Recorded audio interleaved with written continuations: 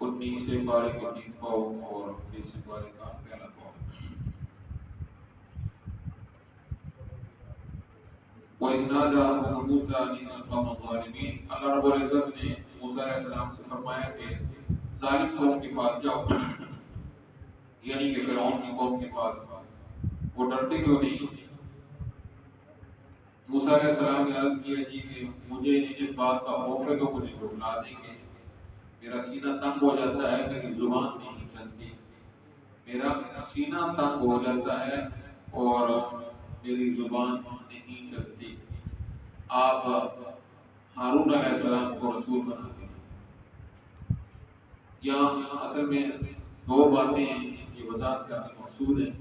حضرت موسیٰ علیہ السلام نے یہ جو عرض کیا جی کہ میرا سینہ تنگ ہو جاتا ہے اور میری زبان نہیں چلتی، ایک بار ہارون علیہ السلام کو آپ رسول بنا دیں۔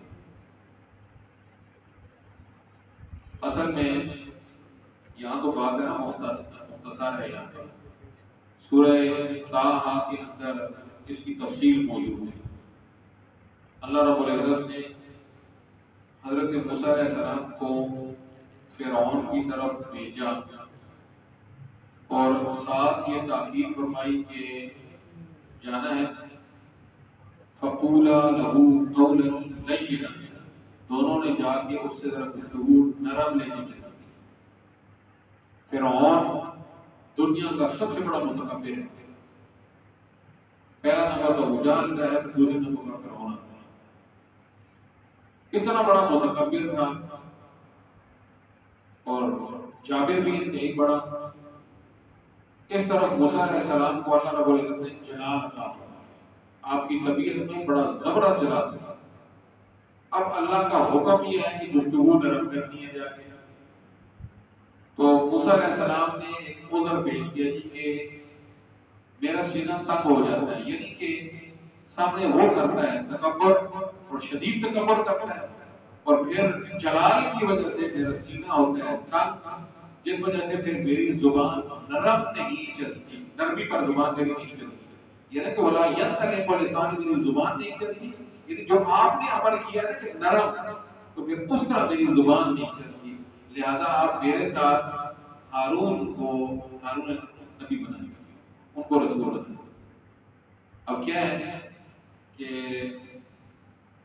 آگے نا سورہ قصص کے اندر اس کی بڑی زبردست جو ہے نا وہ وضاحت ہے۔ وَأَخِي هَارُونُ هُوَ أَفْصَحُ مِنِّي، ہارون جو میرا بھائی ہے اس کی زبان مجھ سے زیادہ فصیح زبان ہے، وہ ٹھنڈے مزاج ہے، تو وہ جو ہے نا پھر جہاں مجھے غصہ آئے گا تو وہ کیا کریں گے، اس مقام پر وہ گفتگو کریں گے، لہذا جو آپ کا عمل ہے کہ نرم گفتگو کرنی وہ پورا ہو جائے، اس کی ہارون کی وجہ سے۔ یہ نہیں ہے کہ موسیٰ علیہ السلام نے یہ کہا جی کہ میرا سینہ نہیں چلتا، زبان بھی نہیں چلتی، سینہ تنگ ہو جاتا ہے، آپ ہارون علیہ السلام کو نبی بنا کے میں نبی نہیں بنتا، یہ بات نہیں تھی۔ اصل پورے سارے مقام کو دیکھے نہیں تھا، تو یہ بھی نہیں ہے کہ موسیٰ علیہ السلام کی زبان میں کوئی لغنت تھی تو پھر وہ کہتے تھے میری زبان نہیں چلی۔ لغنت شغنت موسیٰ علیہ السلام کی زبان میں کوئی بھی نہیں تھی، کیونکہ اگر لغنت مان لے نا موسیٰ علیہ السلام کی زبان میں، اس کو ہماری زبان میں کیا کہتے ہیں، اگلا تھا ذرا برابر اس کی زبان میں ہلکی سی لغنت ہو، اس کے ساتھ کتنا کٹھا مذاق کیا جاتا ہے، ساری زندگی یہ مجھے اسے نہیں ہو سکتی۔ اللہ رب العزت نے انبیاء اسلام علیہ السلام کو ہر قسم سے عیب پاک پیدا فرمایا، جسمانی اعتبار سے بھی اور روحانی اعتبار سے بھی۔ جسمانی اعتبار سے بھی انبیاء علیہ السلام میں کوئی عیب نہیں ہوتا، وہ اپنے وقت کے حسین و جمیل، سب سے زیادہ حسین و جمیل وہی ہوتے ہیں ظاہری قسم کے اعتبار سے، اور روحانی اعتبار سے سب سے زیادہ وہ اللہ کے مقرب وہی ہوتے ہیں اللہ کے۔ اس لیے اللہ کے نبی میں نہ جسمانی کوئی عیب ہوتا ہے نہ روحانی کوئی عیب ہوتا ہے۔ تو موسیٰ علیہ السلام کی زبان میں لغنت شغنت تھی، یہ کیسے کہانی ہے بنی اسرائیل کی وہ دارا رکھ لیا، زبان پھیل گئی، بچپن میں لغنت بغنت آ گئی، کوئی لغنت بغنت نہیں کی، یاد رکھیے اللہ کے نبی میں کسی قسم کا کوئی عیب نہیں ہوتی۔ تو انہوں نے جو مانگے نا وہاں پر یہ دونوں باتیں میں کرتی ہیں، ایک کوئی لقطہ نہیں تھی وہ جو کہتا ہے ولا ید کرے تو لسان میری زبان نہیں چلتی، پیچھے انہوں نے خود بتا کیا وہ یزید کو صدری سینہ تنگ ہو جاتا ہے اور جلال کی وجہ سے پھر اس موقع پر گفتگو کا نرم ہونا وہ سے نہیں ہو سکتا. آپ ہارون علیہ السلام کے ساتھ گئی تھی کیونکہ وہ افسر ہونے کی لسان ان کی زبان بڑی فصیح تھی.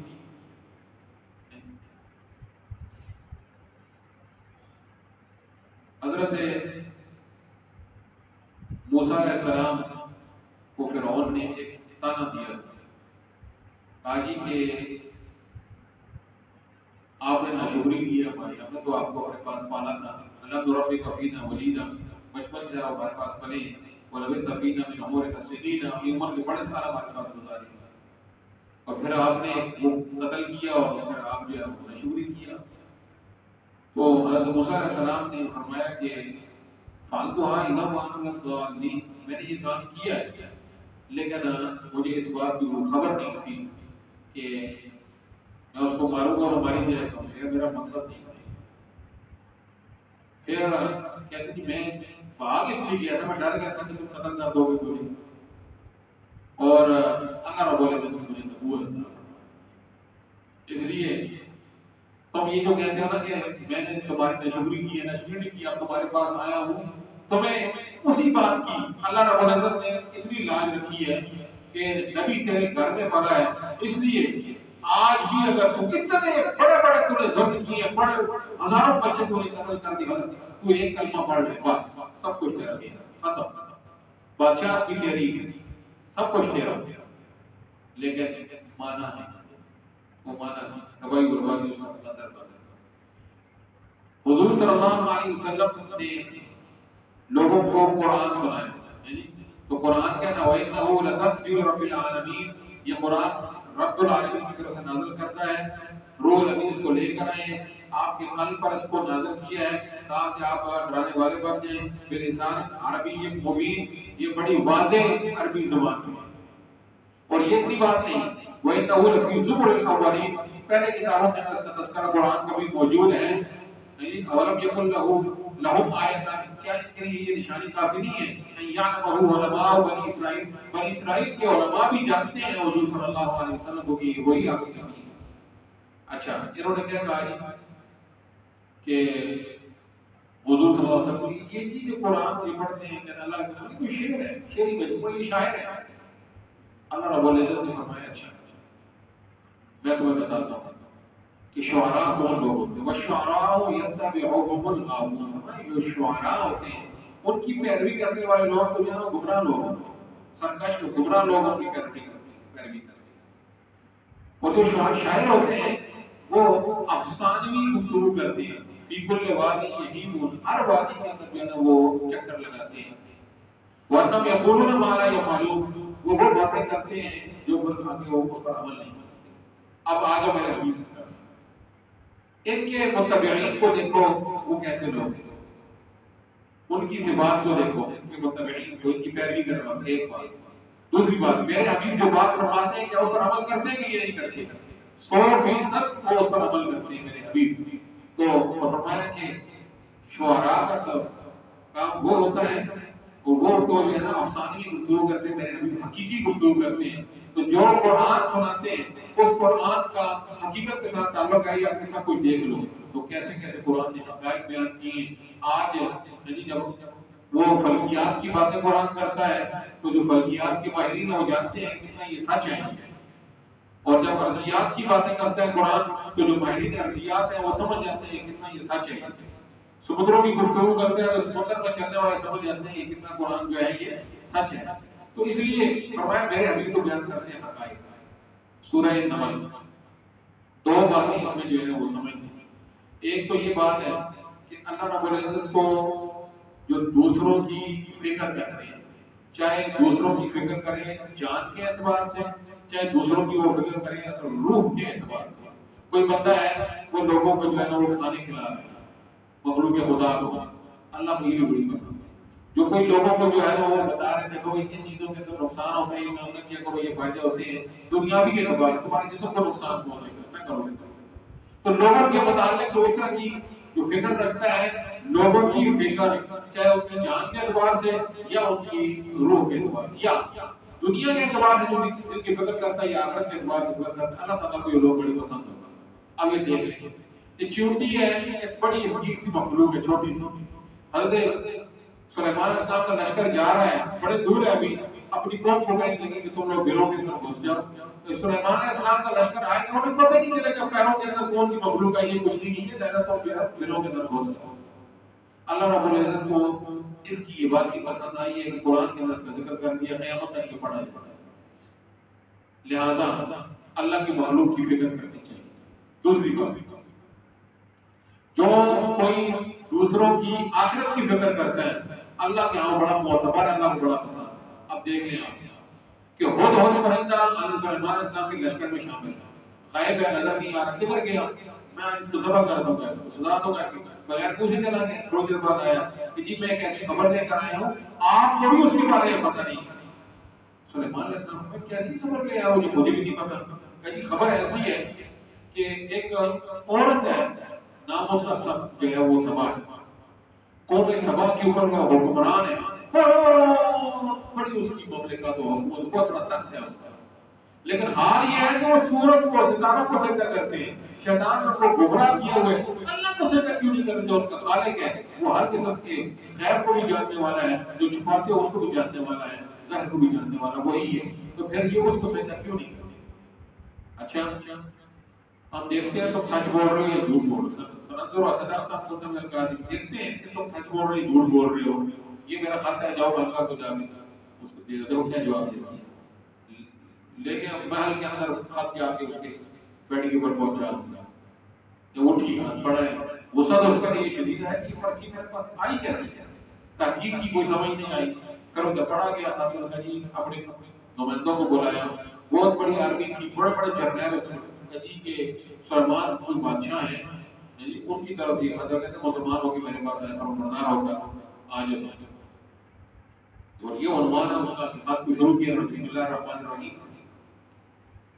بہرحال تم بتاؤ کیا کرنا ہے؟ انہوں نے کہا جی ہم بڑے جنگجو لوگ ہیں، ہم بڑے جنگجو لوگ ہیں، تم جو فیصلہ کرو تمہارے ساتھ ہے۔ تو بڑی سمجھدار خاتون تھی، انہوں نے کہا کہ یہ جو بادشاہ لوگ ہوتے ہیں جب کسی پر حملہ آور ہوتے ہیں تیز کر دیتے ہیں وہاں لوگوں کو، جو اشراف ہوتے ہیں، جو اعلیٰ طبقہ ہے، اشراف طبقہ ہے، عزت دار لوگ ہیں، انہیں زیر و زبر کر کے رکھ دیتے ہیں۔ اس لیے میں چیک کرتی ہوں اگر تو اسے کسی دنیا کی چیزوں کی ضرورت ہے تو پھر اس کو دنیا کا عطیہ دیتی ہوں، لیکن اگر دنیا کی چیزوں کی ضرورت ہے، جیسے یہ کہہ رہے ہیں کہ میں اللہ کا نبی ہوں، تو پھر ہمیں ان کی بات ماننی چاہیے۔ بھیجے وہاں پر بڑے قیمتی ہدیے، بڑے مال دولت لے کر کے، سلیمان علیہ السلام نے فرمایا یہ لے کے واپس چلے جاؤ، ہمیں ان کی ضرورت نہیں ہے، دنیا کا مال دولت جو میرے پاس ہے نا تمہارے پاس نہیں ہے، جو حکومت میرے پاس ہے، بس اگر اب تم جاؤ، میں ایسا لشکر لے کر آ رہا ہوں تو اس کے جانے مقابلہ نہیں کر سکتے۔ جب واپس پہنچے تو اللہ نے کہا میں نے تمہیں کہا تھا یہ وہ بادشاہ نہیں ہے دنیا کے راجی ہوا، واقعی اللہ کے نبی، چلو چلو اپنے تخت کو، اپنے محل کو بند کیا اور پہنچے۔ سلیمان علیہ السلام نے اچھا اس مقام کو ذرا سمجھیے گا، میں بڑی دیر تک اس پر غور و فکر کرتا رہا۔ اچھا جی کون تخت لے کر آئے گا میرے پاس؟ اس جن ایک جن تھا بھوت، جو کوئی جن، اس نے کہا جی کہ میں جو آپ کا یہاں پر لگا ہوا ہے دربار لگا ہے، اس کے ختم وقت ختم ہونے سے پہلے پہلے لے آؤں۔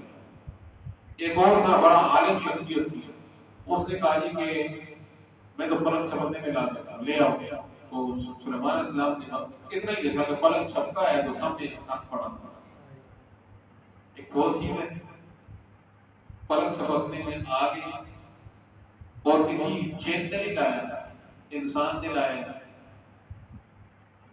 معلوم یہ ہوا کہ ابھی جو تحقیق ہو رہی ہے اس وقت بڑی زبردست قسم کی تحقیق ہو رہی ہے کہ ایک جگہ سے دوسری جگہ انسان کو اس ٹیکنالوجی کے ذریعے سے منتقل کیا جائے پلک چھپکنے میں۔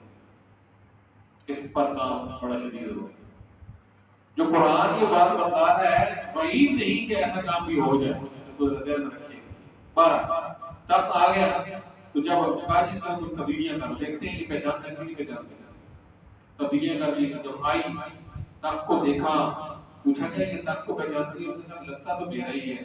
دماغ کی کھڑکی ہل گئی کہ میرا تخت میرے بال سے، میرے پل سے پہلے پہلے یہاں آ کیسے گیا؟ تو فوری طور پر جو ہے نا وہ اس کا دماغ وہیں سے ہل گیا تھا کہ یہ عام انسان نہیں ہے، یہ اللہ کے نبی ہے۔ پھر وہ حضرت سلمان علیہ السلام نے سب سے پہلے جو ہے نا وہ مجھے جو ہے نا شیشے کی بھی یہی ہے، شیشہ بنا کر جو ہے نا وہ تالاب بھی پر رکھ دیا گیا، اور محل کے اندرونی خانے تک گزرنے کے لیے اس کے اوپر سے گزر کے جانا پڑ رہا تھا۔ جو سال کی خواتین تھیں تو انہوں نے کہا یہاں سے گزرنے لگی، تو ایک دم اس کے اوپر سے اپنی پنڈی سے کپڑا اٹھایا اوپر تاکہ پانی کے اندر نہ پڑے، تو انہوں نے کہا نہیں یہ شیشہ ہے، انه صحف مبرد من قواریر، یہ شیشے کا پل بنا ہے۔ تو ایک دم کہنے لگی یا اللہ آج تک میں نے جو کفر و شرک کیا، ظلم کیا، اب میں سلمان علیہ السلام کے ہاتھ پر ایمان قبول کرتی ہوں۔ اب دیکھیں کہ اگر روایات کو دیکھا جائے تو کروڑوں کی آبادی تھی، اور اس کروڑوں کی آبادی کے ایمان کا ذریعہ بنا ہے ایک ہدہد پرندہ، جس نے یہ کہا کہ ایک قوم موجود ہے ایسی۔ سلمان علیہ السلام نے فرمایا دیکھتے ہیں تم سچ بولتے ہو جھوٹ بولتے ہو، بہرحال اس قوم کے ایمان کا سبب بن گیا ہے ہدہد پرندہ۔ اللہ فرماتا ہے کوئی بھی کسی دوسرے کے ایمان کے متعلق آخرت کی فکر کر لیتا وہ مجھے بڑا پسند ہے۔ آمین الحمد للہ رب العالمین والعاقبۃ للمتقین والصلاۃ والسلام علی من لا نبی بعدہ ولا رسول بعدہ ولا نبی بعدہ۔ اللهم ربنا آتنا في الدنيا حسنة وفي الآخرة حسنة وقنا عذاب النار، وصلى الله تعالى على خير محمد وآله وصحبه أجمعين۔